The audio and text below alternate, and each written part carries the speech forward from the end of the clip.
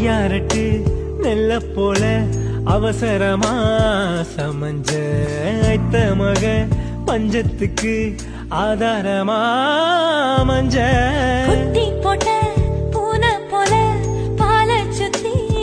குழஞ்ச பாவமன்னு நீவி விட்டா கல்லு போட துணிஞ்ச சொந்தக்கார நான் தானே தொட்டு பார்க்க கூடாதா கண்ணம் தொடும் கை ரெண்டும் கீழே கொஞ்சம் நீளாதா